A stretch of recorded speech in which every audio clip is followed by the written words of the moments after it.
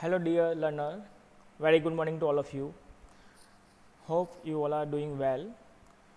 Today we are going to discuss about the introduction of histamine receptor, their distribution and role in the human body. After the completion of today's lecture, learners should able to learn and understand about the chemistry of histamine, its synthesis, its metabolism and its role on the human body.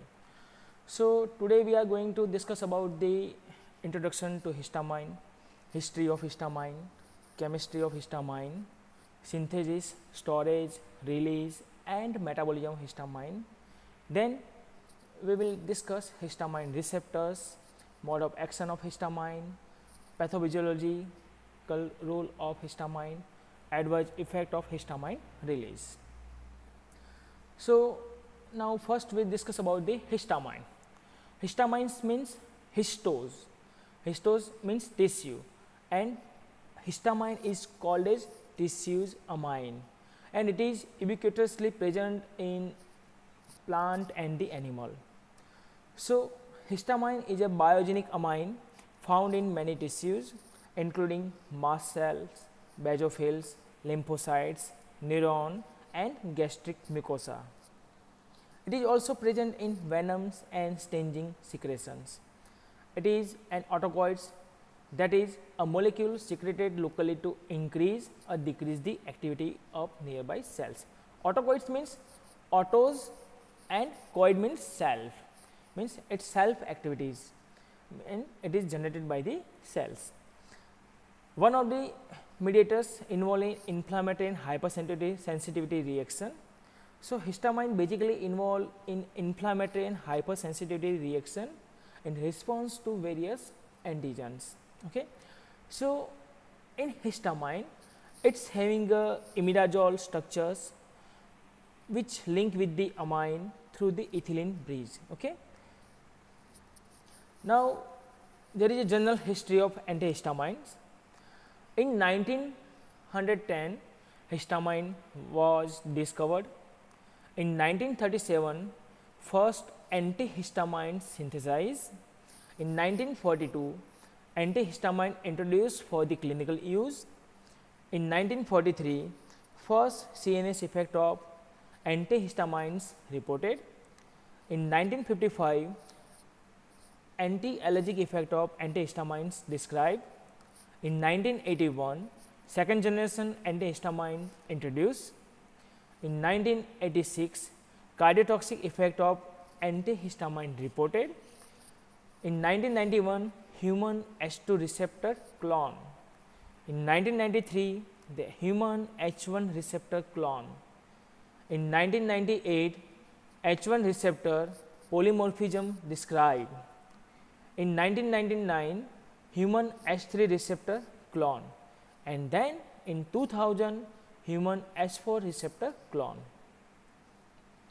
Now we are going to discuss about the chemistry of histamine.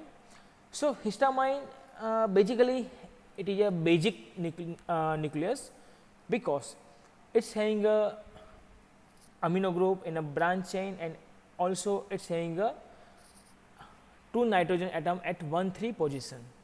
So histamine is comprised of an imidazole ring connected to an amino group through ethylene bridge, as already I have discussed about that. Both imidazole ring and amino group are basic and get protonated under acidic condition. Chemically, it is called as beta imidazolyl ethyl amine.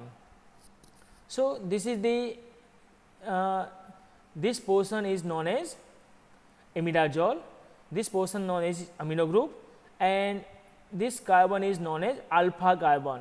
Okay. Now this carbon is known as beta carbon. So that's why it is called as beta imidazolyl ethylamine, because imidazole attaches at the beta carbon of ethylamine. Histamine has pK value of 5.80 specifically for imidazole and 9.40 for aliphatic primary amine. At physiological pH, it exists as an equilibrium mixture of tautomeric cation with the monocation making up more than 96% of the total, and the dication about 3% with only a very small amount of non-protonated species. Penetration of membrane by histamine would be expected to occur via the non-protonated species, and the unprotonated imidazole group would be expected to participate readily in proton transfer process physiologically. So, this is the normal process, normal the protonation of the histamine in our body. This is the structure of histamine, okay, with the pK value of 9.40, because in this value there is a amino group protonated, while in the presence of acidic group, when histamine release react with the acid, it is again protonated on the imidazole ring, and it was immediately converted its pK value into 5.80. And histamine always in the tautomeric form. You can show here, you can see here, in first structure there is at third position protonated, nitrogen protonated, and in this structure at first number position nitrogen is protonated. Now, synthesis of histamine. So, histamine basically synthesized from the histidine amino acid. By the decarboxylation reaction, it convert into histamine with the help of pyridoxal phosphate coenzyme. Okay. So, histamine is synthesized in the Golgi apparatus of mast cells and basophils by enzymatic decarboxylation of histidine. This conversion is catalyzed by L-histidine decarboxylase with pyridoxal phosphate serving as a cofactor for this process. It is not called as cofactor because cofactor is an inorganic element, it is called as coenzyme. Okay. Now, we will discuss about the storage and release of histamine. In mast cell, histamine is stored in secretory granules as a complex with acidic residue of the proteoglycan heparin, and in basophils in the blood as a complex with chondroitin sulfate. Mast cells are distributed in area of skin and mucous membrane of the respiratory, gastrointestinal and genitourinary tracts and adjacent to blood and lymph vessels. Although histamine is secreted at low levels from these mast cells and basophils, the primary mechanism of release is associated with cell activation by immunoglobulin Ig mediated hypersensitivity process. Means it is antigen mediated reaction. If there is an antigen antibody reaction take place in our body, at that time there is a hypersensitivity process take place due to the activation of immunoglobulin E. Okay, and it respond escalate to release of histamine. So, this is the simple diagram of histamine activation signals, where it was synthesized and where it was released. Okay. So, you can see here there is activation signals, IgE cross linking, complement, allergy inducing drugs. Some patient having a allergy to specific drug, as an example, if you take a penicillin drug, then there was a anaphylactic shock reaction. Anaphylactic shock means it is a major allergic reaction. Okay. So, it is due to activation of IgE. Okay. Then IgE cross linking, complement, allergy inducing drugs, same things. Somatostatin and gastrin. Somatostatin, gastrin, it act on histaminergic neuron. Okay. Sorry, histaminergic cell, and again hemopoietic cells. While activation of N-methyl D-aspartate, opioid, dopamine D2 and serotonin receptors. So, it act on a neurons, because these all neurotransmitters available in a brain. So, it act on a neuron and release the histamine and produce the histamine. Okay. Ig cross-linking complement allergy-inducing drugs act on both cell, mast cell and basophil, and they produce the histamine and release it. This is the process of release of histamine at the site of hypersensitivity reaction or antigen antibody reaction. Okay. There is another minor histamine producing cells. Example is dendritic cells, T cells, macrophages, neutrophils, epithelial cells. Now, we are going to discuss about the metabolism of histamine. Okay. Once released, histamine is rapidly metabolized in vivo to nearly inactive metabolite by two major pathways, N-methylation and N-oxidation. So, this is the pathway of this is downward pathway, it is N-methylation pathway, and this was the oxidation pathway. Okay. So, in methylation, as adenosyl methionine, which is catalyzed by the intracellular enzyme N-methyl transferase. So, HMT means histamine and methyl transferase. You can see here also HMT, histamine and methyl transferase. So, N-methyl transferase yield an inactive metabolite and it is called as 3-methyl histamine. जो N-methyl transferase enzyme transfer methyl group at the third position of nitrogen, okay, and it form 3-methyl histamine. Then a portion of the N-methylated metabolite is oxidized sequentially via MAO, यानी monoamine oxidase, and then via aldehyde oxidase. It is called as ADO, aldehyde oxidase, okay, to the corresponding N-methyl imidazole acetic acid. So, this is the called as N-methyl imidazole acetic acid. It is a final metabolic product from the histamine. Same way, a small amount of this acid intermediate is converted to the corresponding ribotide and unusual metabolites. So, after the oxidation of histamine, it is converted into the imidazole acetic acid riboside by the help of, there are 3 enzymes there. Number 1 is aldehyde dehydrogenase, then xanthine oxidase, and then aldehyde oxidase. So, these 3 enzymes again oxidize histamine into imidazole acetic acid. Okay. This is the imidazole acetic acid. This imidazole acetic acid, by the reaction with the phosphoribosyltransferase enzyme transfer riboside group on the imidazole acetic acid and form the unusual metabolite imidazole acetic acid riboside. Okay. So, this is the normal pathway of metabolism of histamine. In the exam, you can write down the directly pathway. There is no need to elaborate the description in the answer book. Okay. Now, we discuss about the histamine receptor. As we know, in 2000 there is a histamine 4 receptor also clone. So, there is a total 4 type of histamine receptor, H1, H2, H3 and H4. Okay.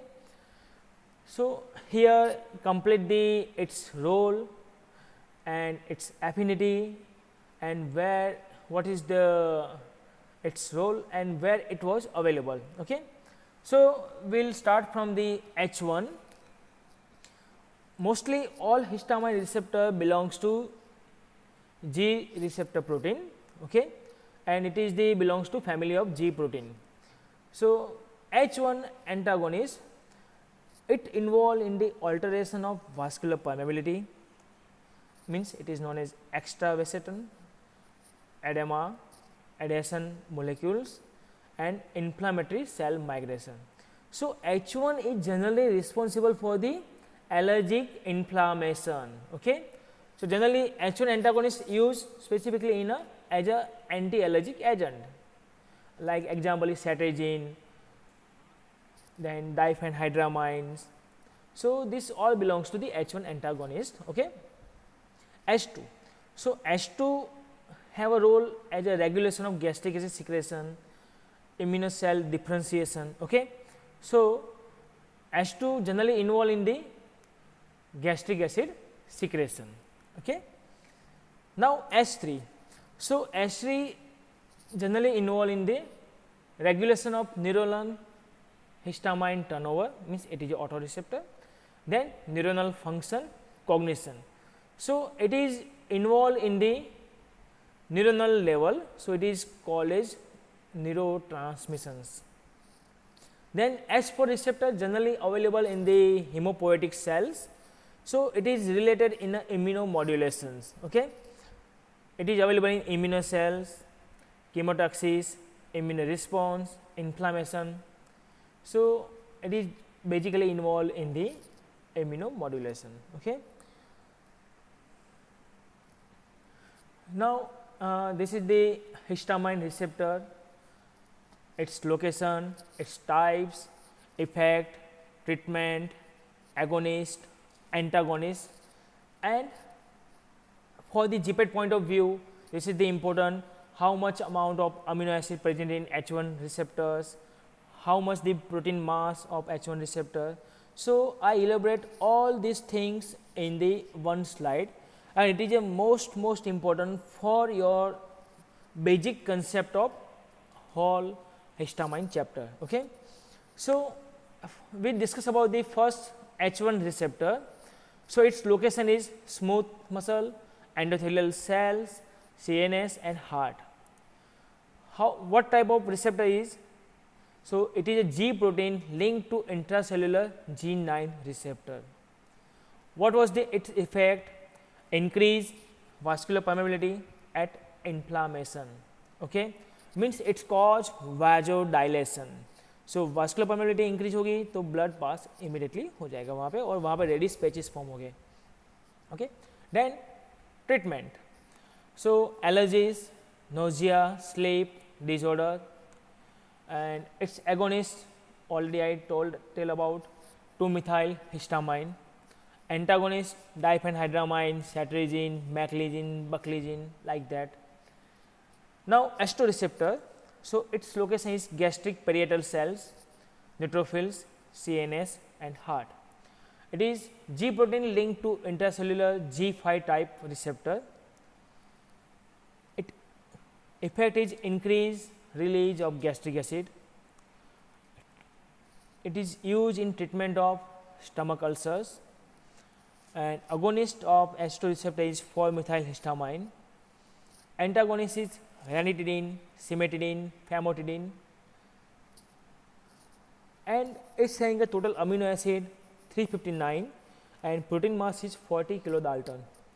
Same way, H3 receptor is located in a CNS, specifically in thalamus, cortex, and it is some portion also located in intestine.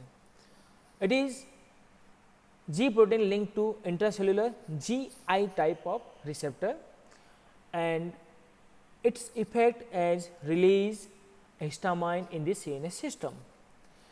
Treatment is unknown because still there is a more research going on that. Its agonist is alpha methyl histamine and antagonist is thiopyramide, ciproxifan and clobenpropate. Now we discuss about the H4 receptor. Its location in immune system, spleen and thymus. So its receptor type is unknown, but it is also as well known and as more considered that it is G protein coupled receptor. Effects, as I told, it is related to immunomodulation effect, okay, and it is used in the treatment of autoimmune disease, and its agonist is N-methyl histamine, and the antagonist is still under clinical trials. So it is there is a one type of number JNG 5 times 7 in 1230. It's saying a total amino acid is 390 and protein mass is 44 kilodalton. Now, mode of action of histamine.